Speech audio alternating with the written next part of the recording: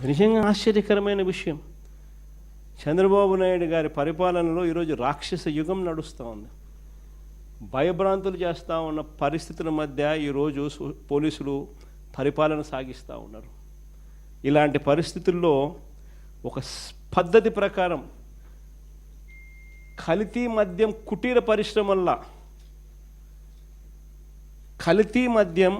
కుటీర పరిశ్రమలుగా ఏకంగా ప్రాంతాల వారీగా చంద్రబాబు నాయుడు ఆయనకు సంబంధించిన ఈ మాఫియాను కంట్రోల్ చేసే కొంతమంది ఆయన క్యాబినెట్లో మంత్రులు, ప్రముఖ రాజకీయ పోస్టులలో ఉన్న పెద్దలు, పెద్దబాబు చిన్నబాబు ఆధ్వర్యంలో కుటీర పరిశ్రమల్లో ఏకంగా వీళ్ళు కల్తీ మద్యం తయారు చేసే ఈ మాదిరిగా ఫ్యాక్టరీలు పెట్టి చేసేసి వీళ్ళే క్వాలిటీ లేని లిక్కర్ను అక్కడ తయారు చేసి వీళ్ళ డిస్ట్రిబ్యూషన్ నెట్వర్క్ ఏదైతే ఉందో, ప్రైవేట్ మాఫియాతో కూడిన డిస్ట్రిబ్యూషన్ నెట్వర్క్లకు ఏదైతే ఉందో ఆ షాపుల్లోకి, ఆ బెల్ట్ షాపుల్లోకి నేరుగా ఈ మందును పంపిస్తూ ఉన్నారు.